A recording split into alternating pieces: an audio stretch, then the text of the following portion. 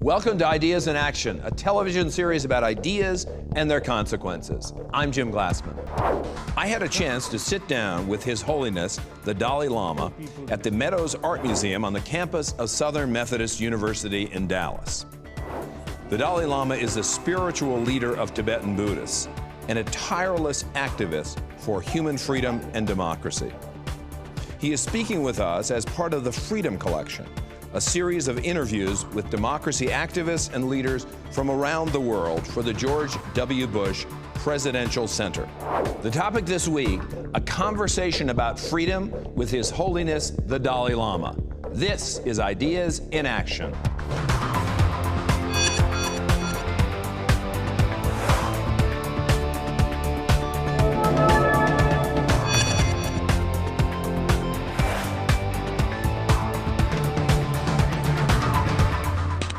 Funding for Ideas in Action is provided by Investors Business Daily.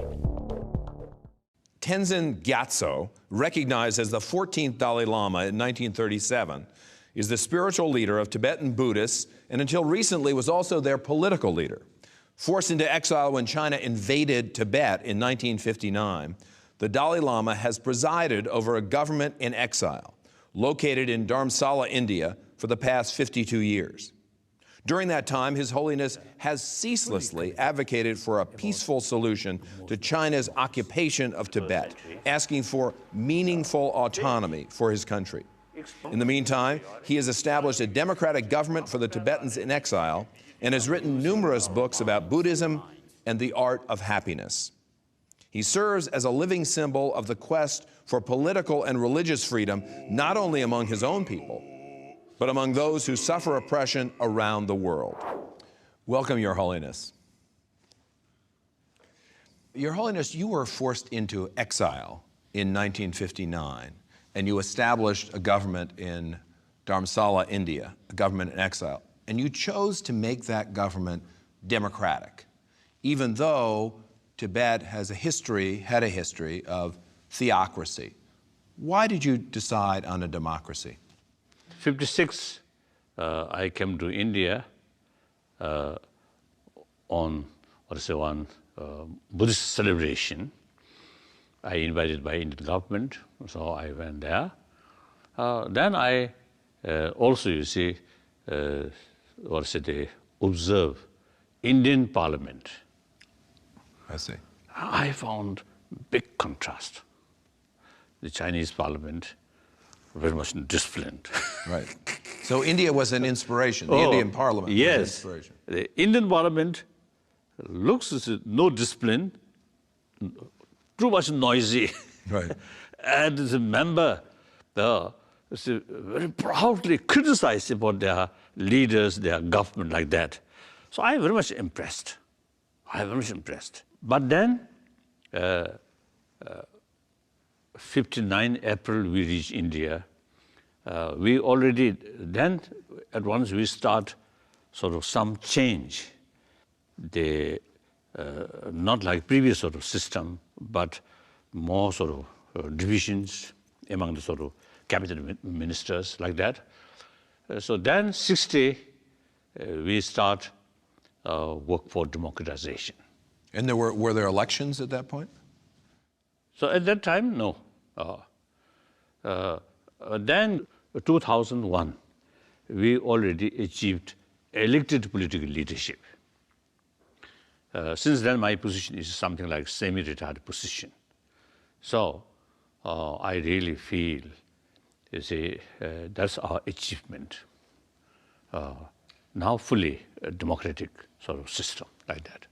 But you put democracy into a process, a gradual process, starting in 1959 or in the early 1960s. Yes, that's right. Now you have made a decision. You're the religious leader of Tibetan Buddhists, and you were the head of state, and you decided that you would step down from all of your political positions. What was the response to that? That is sort of the part of the process of democratization. I always have this sort of strong sort of view. The political institution and religious institution must be separate. But some of the Tibetans were unhappy about this. Oh, that's right. That's right. But this is, I think, due to lack of knowledge about the sort of global level sort of picture, and also is our own sort of the situation. I still there. So in case this is some sort of highly necessary, my involvement, I'm there. You're still there. Oh, but in sooner or later, there will be a day without a Dalai Lama, actually. So that sooner or later will come. So the people must prepare. So much better while I alive. And you will have a successor as a spiritual leader. As a spiritual leader, you expect to have a successor. Oh, now that is since the 79. I made very clear, formally and officially to Tibetan people, that the very institution of Dalai Lama should continue or not up to Tibetan people, firstly. Then, in case majority of Tibetan people and also some other concerns of the people about Dalai Lama institution, then if they want to keep this institution, then it will remain.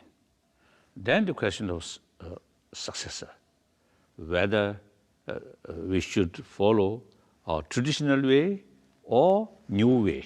I'm wondering, first, what is your reaction to what is happening in the Middle East, where you see uprisings against autocratic rulers? I think firstly, the rule by kings or religious leaders, that now already outdated.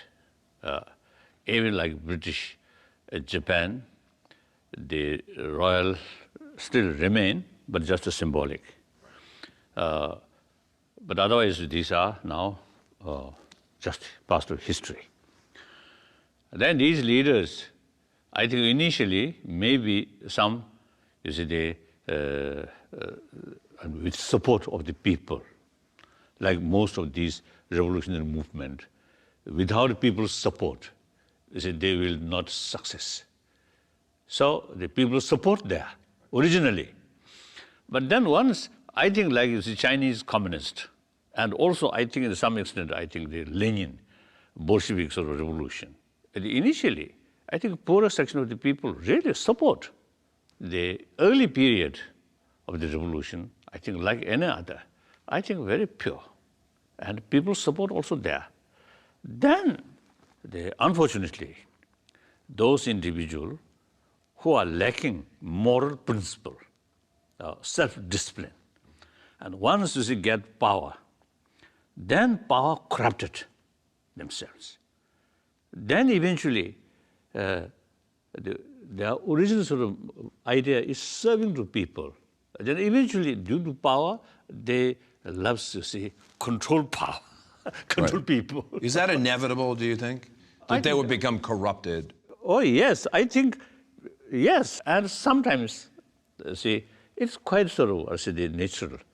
Those people who lead a certain movement, they have self-confidence and determination. But sometimes, eventually, self-confidence over self-confidence. Over self-confidence, right. Then, you see, they're very sensitive about the criticism towards them. I always is telling people, even the world level, world belongs to people. The world belongs to nearly 7 billion human beings, not kings or religious leaders like that, or different parties. Right. Like United States belongs to American people, like China or Egypt belongs to the people, not few ruling families or individuals. So therefore, then they, in order to sort of carry the responsibility about your own country by the people, then the best system is through election, elected leadership. That also from time to time, election. That's, I think, best way to rule the country by the people, for the people. So democratic system is the best. So you are supportive of what is happening in the Middle East now. You think that's a good thing?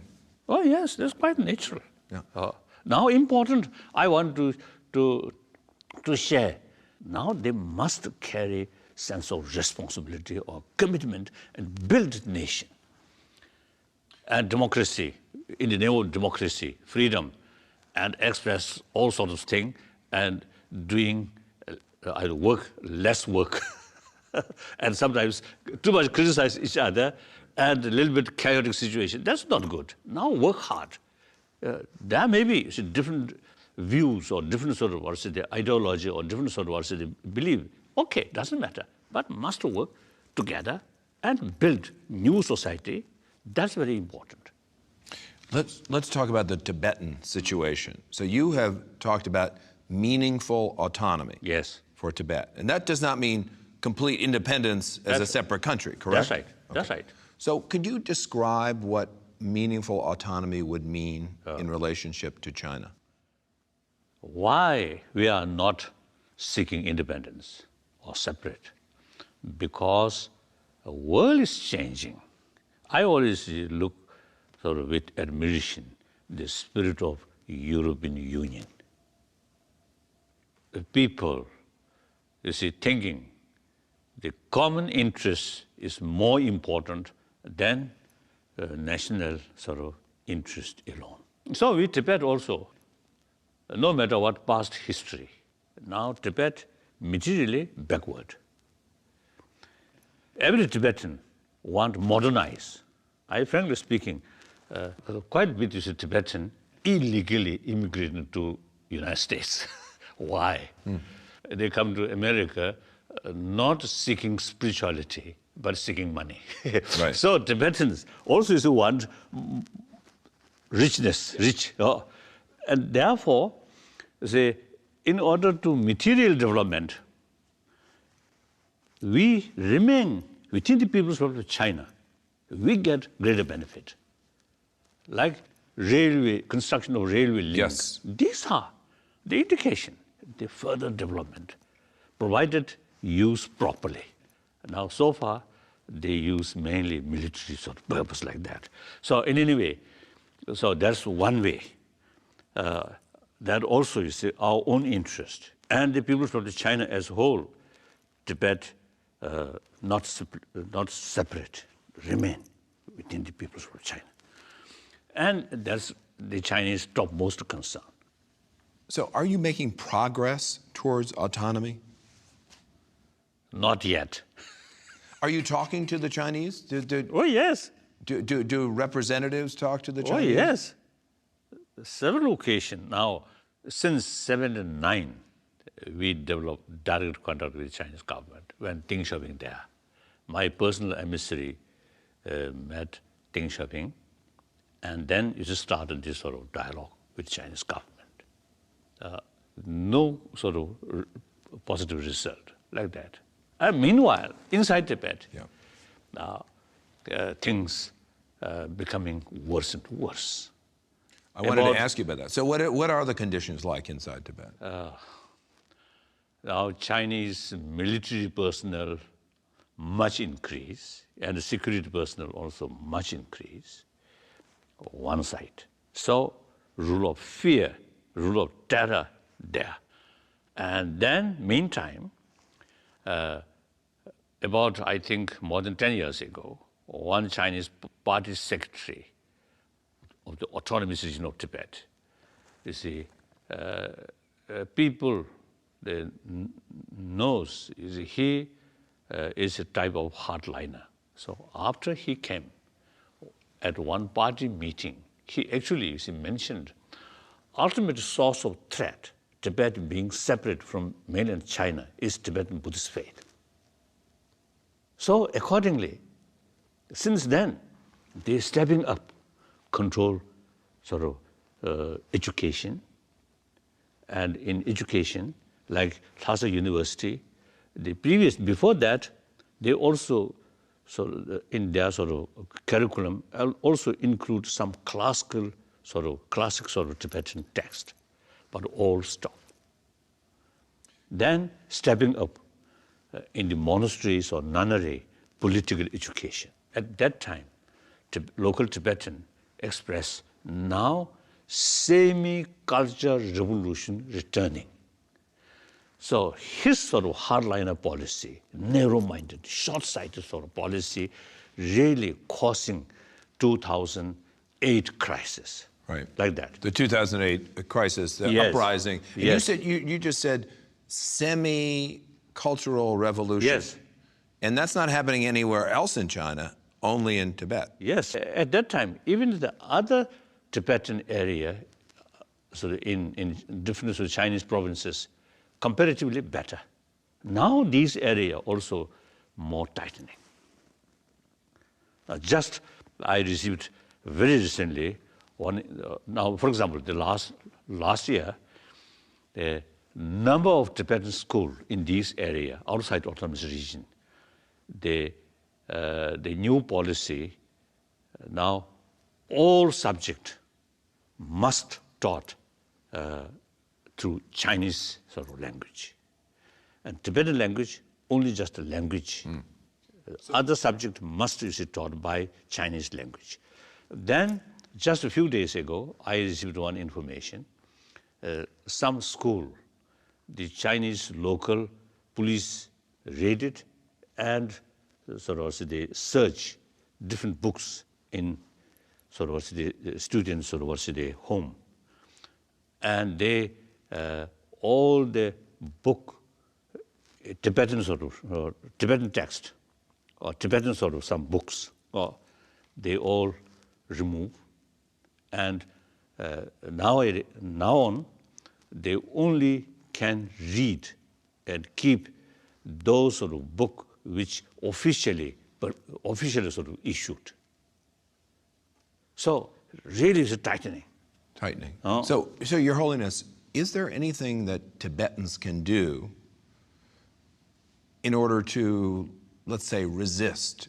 Are there tactics that they can use?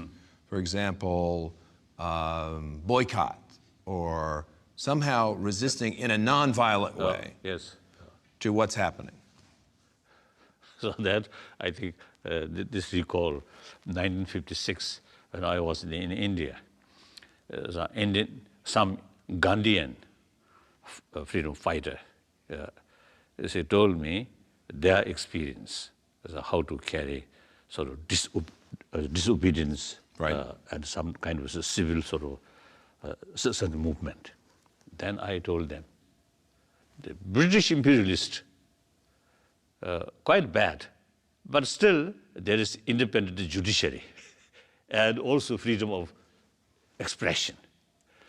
Now the new ruler in Tibet, no independent judiciary and no freedom of expression.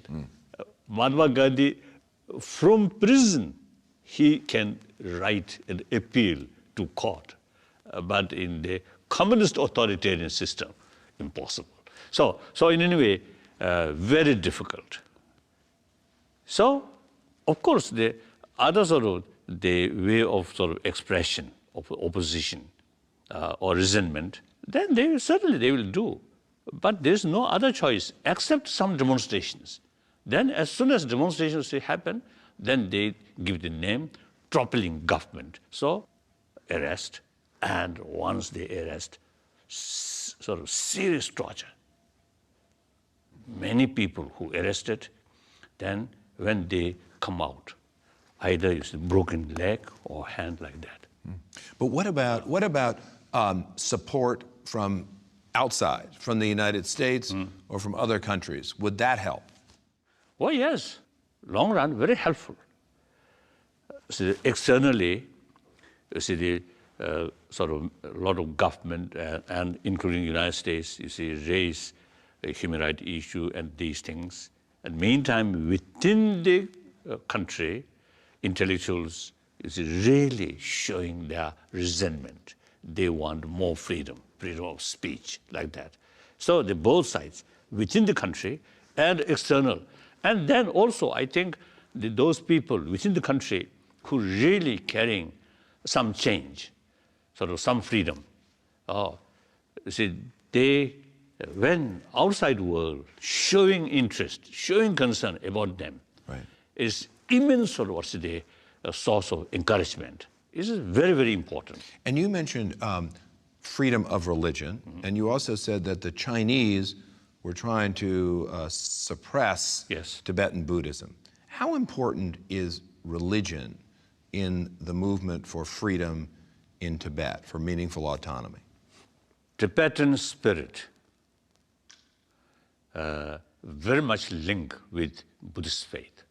Like Polish spirit, you see, they different sort of difficult circumstances during Nazi occupation and during Soviet sort of occupation, a lot of difficulties. But during this period, the Polish national spirit and Catholic faith combine, keep their spirit. Right. Tibetan case, exactly same. National sort of interest and Buddhist faith combined. And anyway, I always is telling the Tibetan cultural heritage. Basically, I describe culture of peace, culture of non-violence. Even Chinese officials also, you see, admit that the Xinjiang sort of problems and Tibetan problem. One time, the one Chinese officials mentioned Tibetan are Buddhist, so basically non-violent. So they less sort of worry. Even officials mention like that. So therefore, the Tibetan culture, culture of peace, culture of compassion. Right. So that eventually immense benefit to millions of young Chinese in mainland China. And then also, now China, look, the corruption, immense, all levels. Right. So just you see, few So the people, moral values that- few people you see death sentence killed. That's not answer. Right. Unless some kind of inner sort of spirit of discipline Right.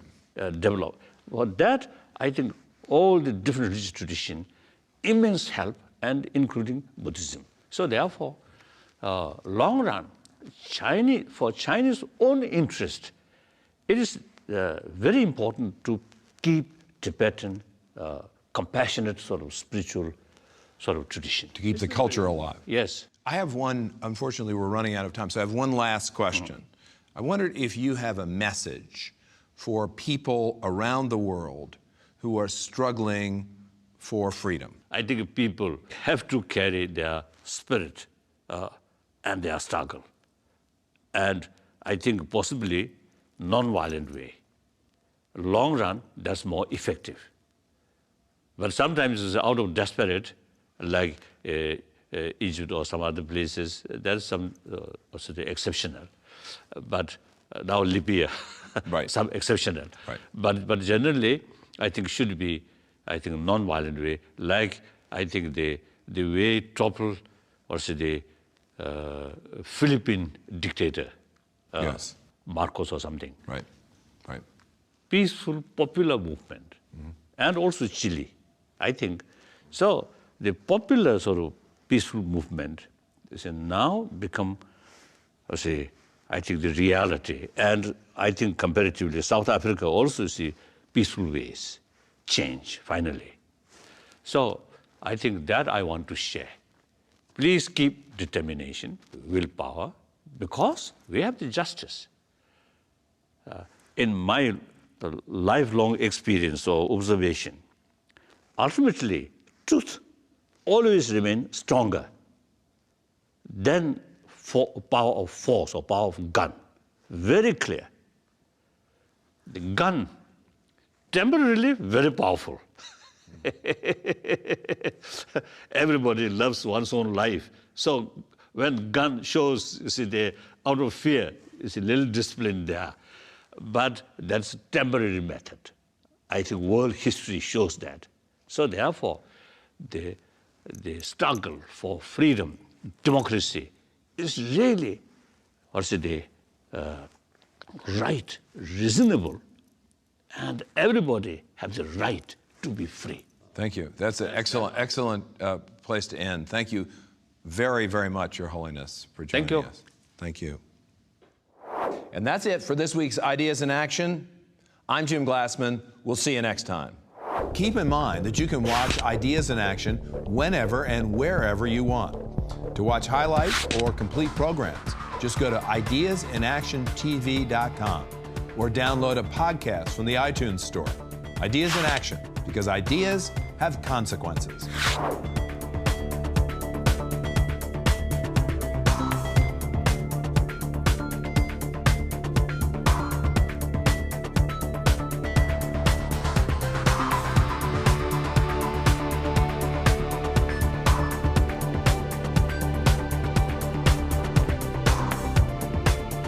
For more information, visit us at ideasinactiontv.com. Funding for Ideas in Action is provided by Investors Business Daily. Every stock market cycle is led by America's never-ending stream of innovative new companies and inventions. Investors Business Daily helps investors find these new leaders as they emerge. More information is available at investors.com. This program is a production of Grace Creek Media and the George W. Bush Institute, which are solely responsible for its content.